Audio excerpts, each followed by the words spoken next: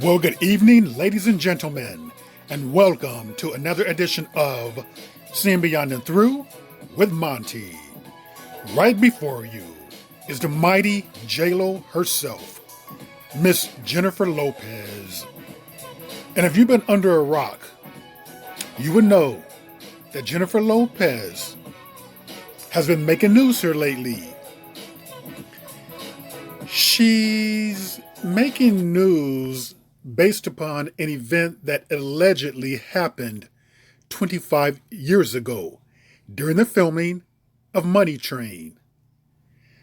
This particular movie starred Wesley Snipes, Woody Harrelson, and J-Lo herself. Jennifer Lopez apparently does not have too fond of memories of a particular scene and of a particular actor. She claims that actually, let me backtrack. She didn't quite name him, but we all know who she is referring to. Because there's only one actor who she had a love scene in that particular movie with. And Jennifer Lopez goes on to say Jennifer Lopez felt violated during Wesley Snipes' love scenes. Now, that's a very strong word to use, particularly in this age of the Me Too movement. And it's been all over pretty much. Here it goes. Jennifer Lopez felt violated during Wesley Snipes' love scene. He got really upset about it. Jennifer Lopez says, filming her love scene.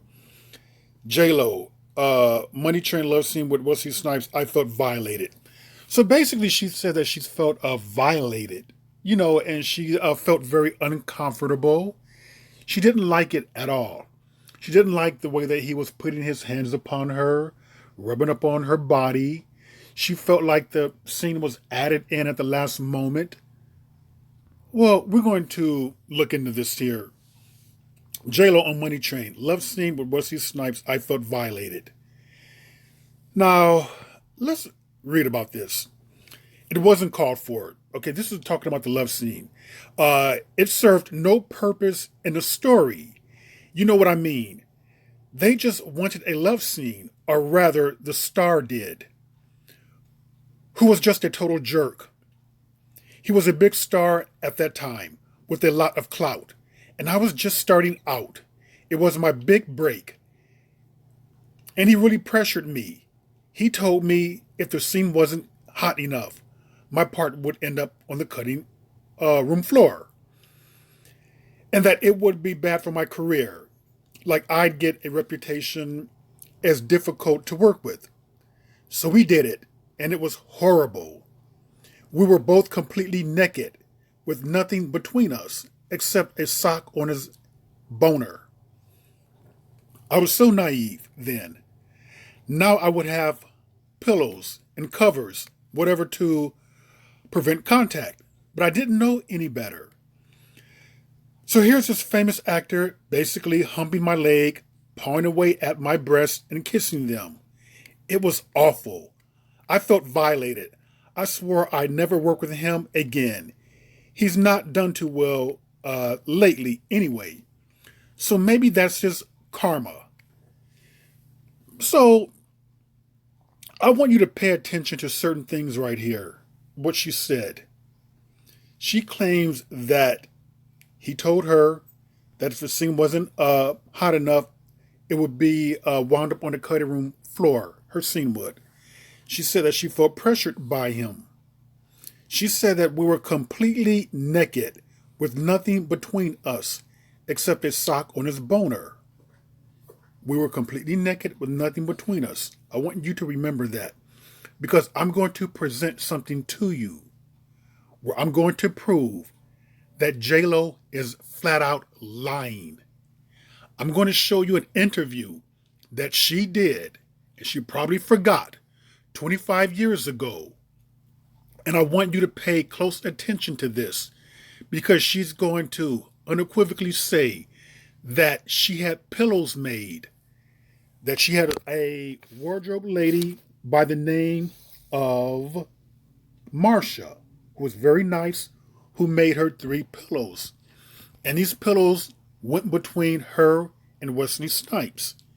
She is also going to seem very jovial, very happy. She does not seem traumatized at all. And this is a complete contradiction of what she is saying right now. So 25 years ago, J-Lo has done thousands upon thousands of interviews. And this particular interview, she must have forgotten about it. Because it's kind of like unknown. Without further ado, I want you to hear what she is saying out of her own mouth, which is a complete contradiction, and it makes her out to be one of the biggest liars that there is. Woody Harrelson, what's that going to be like, But it was great. Okay, I had never done a big, huge love scene. I've done kissing, caressing, heavy petting, but I've never done a love scene before. So I was very nervous about it. So I called some actor friends of mine. Actually, I called a lot of actor friends, but this guy I just worked with named Jacob Vargas, who played my husband in My Family, I called him and I said, what do you do? Because I know he had done one. And he's like, ask for the love pillow. And I was like, the love pillow? What is the love pillow? He's like, it's just something. He goes, you can make it in different sizes and all this stuff. And, no way. It's just, depending on how close the camera is, you can put it between you. So, you're not having like major skin-to-skin contact if you don't want it. Some people want that, that's up to them. But me, we were like, I said, I'll take the love pillow. And nobody on the set knew what it was. Nobody had ever heard of this, So I told one of the wardrobe ladies, and she was so sweet. Her name was Marsha. And I said, I need this love pillow. I have to have the love pillow. She's like, what is it? I explained it to her, and she made me 3 different sizes.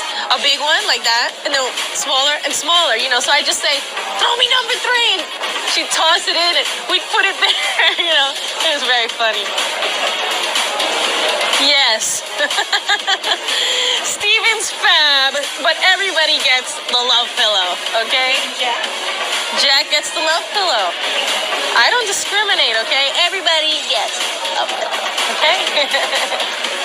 But Woody, psycho that he is, ever since the first day he said, I can't wait till you guys shoot that love scene. I'm like, this guy's crazy, I didn't know, that he was serious. And then when we did the love scene, I was so wrapped up in what I was doing, but he wasn't working that day. And here he comes roller skating down the street outside the apartment building. He's a freak. He wanted to peek, I was like, what? They're like, Woody's trying to break in. The director wouldn't let him in. Woody, he's like bolts from the set as soon as it's done, He was on the set on a day he wasn't working so he could get a peek at the love scene. That's Woody, in a nutshell. The thing about Jack is you're so used to seeing him on screen, and I've never met him in person before.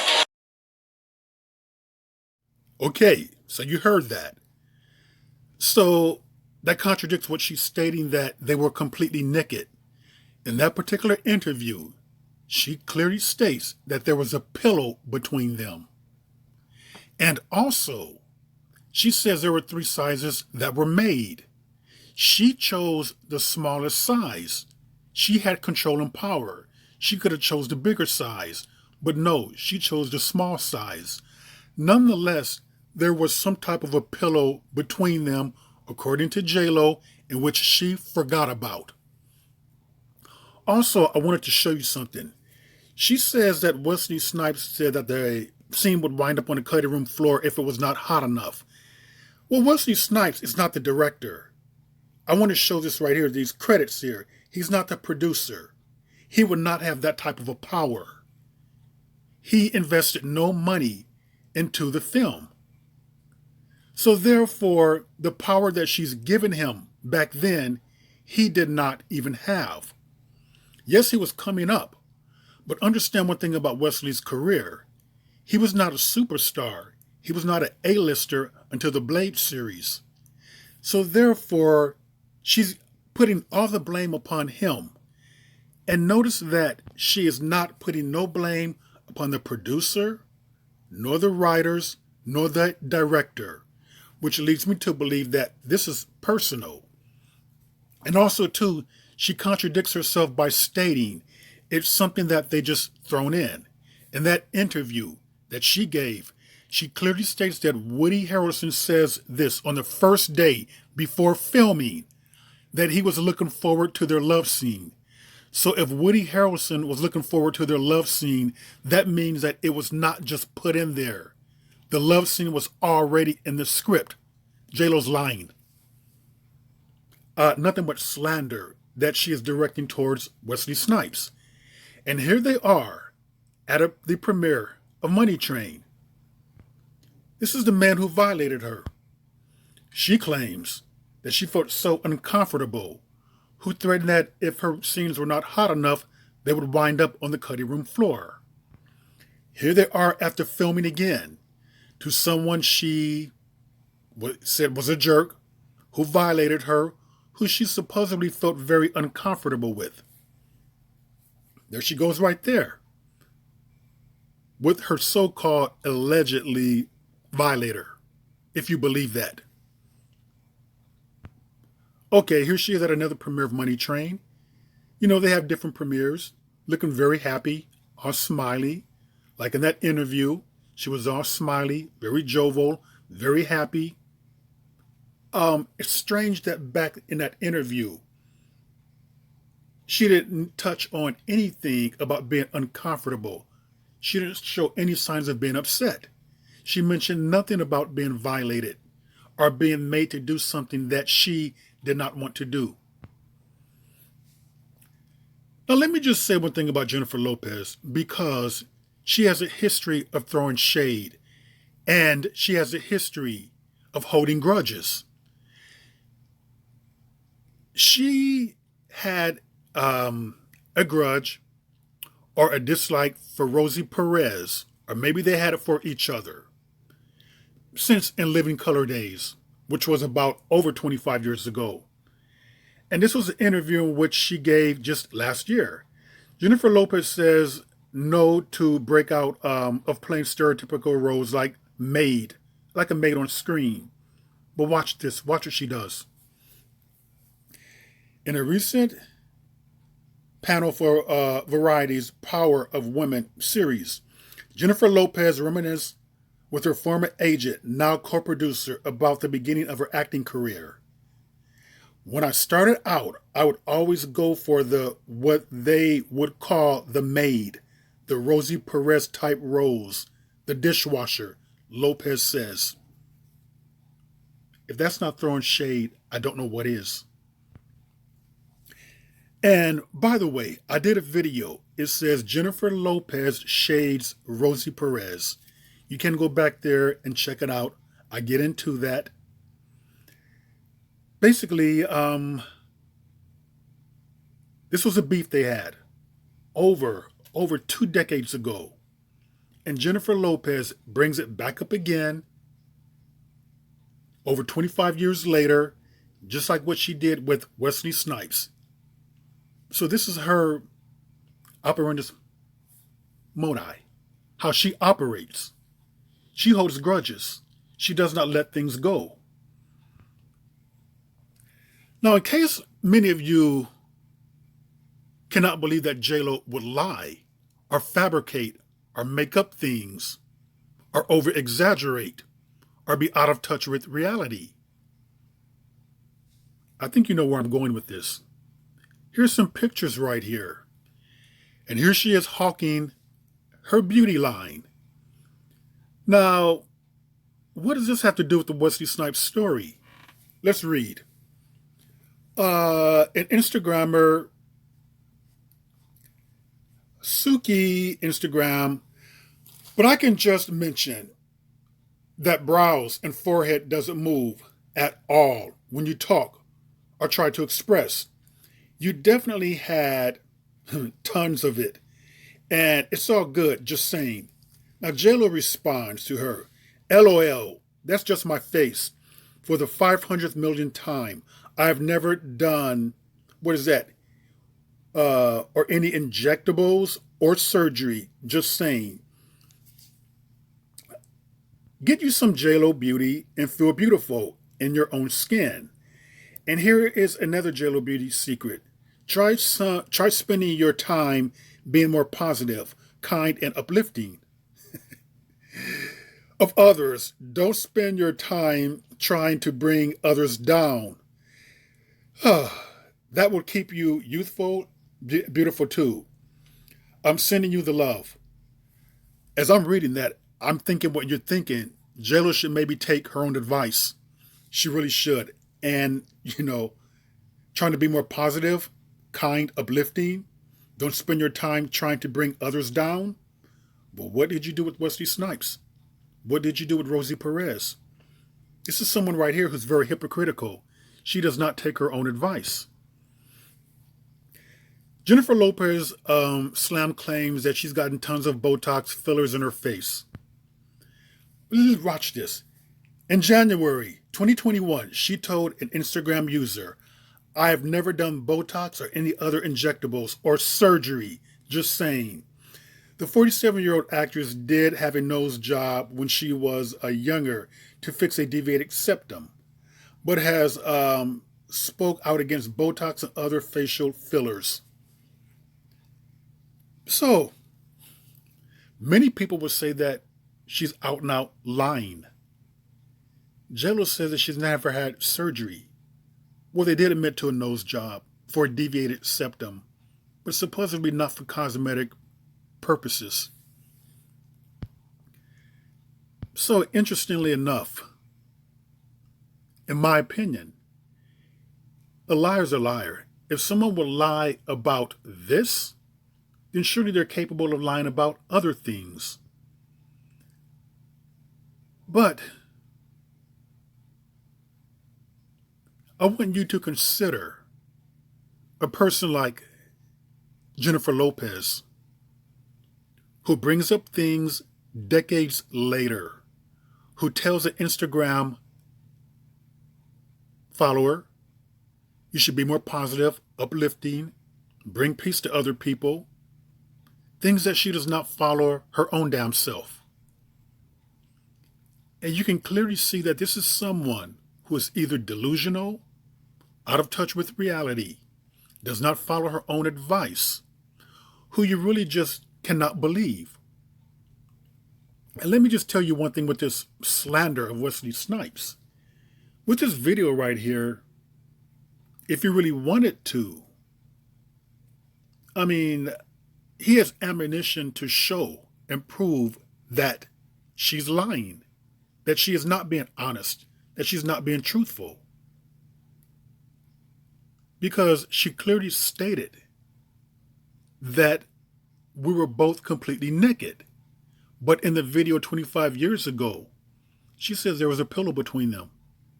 So JLo, what is it? So it's obvious that if she doesn't like you, she just doesn't like you. And she holds a grudge. And she seeks some type of a way to get revenge. I'm going to say that she has a lot of internal issues and conflicts that she is dealing with. And you really have to wonder. She has 2 children. She has a great career. She's set for life. You have to really wonder, how happy is she to be this vengeful, to have this type of vendetta against a man basically who just moved on with his life?